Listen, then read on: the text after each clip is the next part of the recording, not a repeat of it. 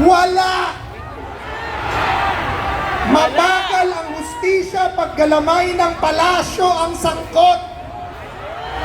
Pero pag kay Marcoleta na nangunguna sa pag-iimbestiga sa anomalya sa Senate Blue Ribbon, napakabilis ninyong mag-imbento ng kaso.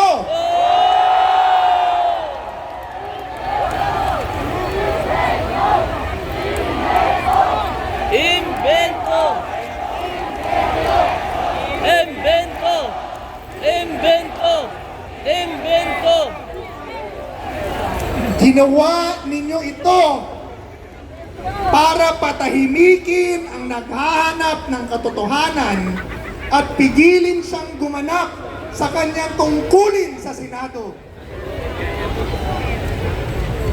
Mga kababayan, dahil sa karapalang panggamit ng kapangyarihan, dahil sa panggigiit ng double standard, kung saan ang administrasyon ay protektado habang ang oposisyon ay pinatatahimik, nawalan na ng tiwala ang taong bayan sa lideratong ito.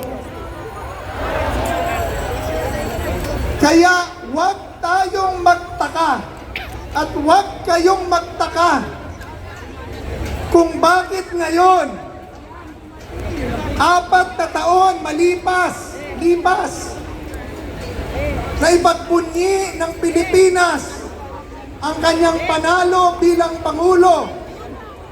June 30, nanumpa po siya. June 30, 2026, yung mga sumuporta sa kanya, nananawagan at nagtitipon-tipon na sabihin siyang, bumaba ka na siya. Whoa! Bawal sabihin ng iglesia. Pero maraming Pilipino, yan ang pinananawagan dahil sa kanyang ginagawa sa ating bayan. Pangulong Bongbong Marcos, ang pamahalaan ay hindi kayang magpatupad ng batas ng patas. Ang pamahalaan na ginagamit ang mga ahensya ng hustisya bilang politikal na sandata ay pamahalaan na nawalan na ng moral na karapatang mamuno sa bayan.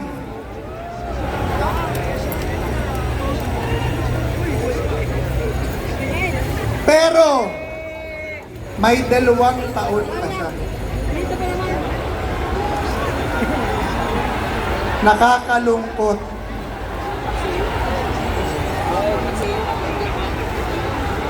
Sa kabila ng ating pagtitipon, sigaw, expose, nananatiling bingi ang Malacanang at gobyerno sa panawagan ng bayan na naghalal sa kanila.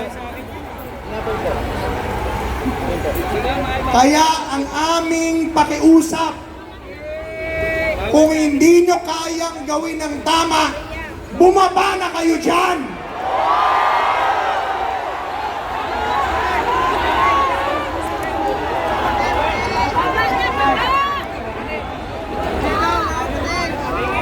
Ngunit,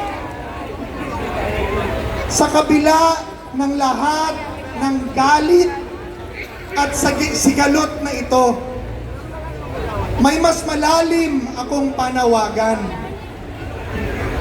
Mula rito sa Liwasang Bonifacio, ako ay umaapila mismo sa puso ng ating Pangulo, President Bongbong Marcos Jr. Nananawagan ako sa iyo. Suriin mo ang iyong puso. Tingnan mo ang iyong konsensya. At gawin mo kung ano ang tama at makatarungan sa mata ng Diyos at ng tao. Bilang pinuno pinuno ng bansang ito, tinatawagan kita na pangunahan ang buong bansa na lumapit sa Diyos na may kababaang loob at pagsisisi at mangakong gagawin ang tama sapagkat ito at ito lamang ang unang hakbang para ang habag ng Diyos at para sa katubusan at kaligtasan ng ating bansa. Bilang Pangulo ng lahat ng Pilipino, itigil mo na ang paghahati-hating ito. We are one! We are one! We are one! We are one! We are one!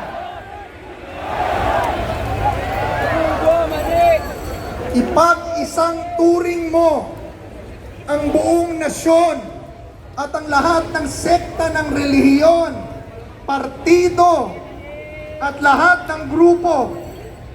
Isang tabi natin ang pansariling pagkakaiba-iba at hidwaan sa politika. Lumapit tayo sa Diyos sa pamamagitan ng panalangin.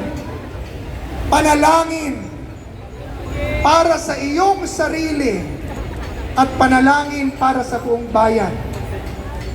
Magkaisa tayo na may mababa at tapat na puso na ipatupad ang batas ng patas. Gawin ang nararapat at magtayo ng isang mas magandang bukas.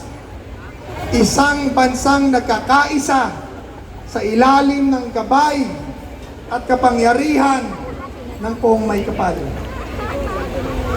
Kaya ngayong hapong ito, mula rito sa Liwasang Bonifacio, pinaninindigan natin ang ating boses. Hindi tayo aalis. Hindi tayo tatahimik. Hindi tayo matatakot. Ang sigaw natin, katotohanan. Katotohanan! Ang sigaw natin, katarungan. Katarungan! Nananawagan tayo sa isang bukas na malaya at patas na imbestigasyon para sa lahat. Kung talagang naniniwala kayo sa transparency, buksan niyo ang mga dokumento sa flood control scam. Yun! Ipakita ninyo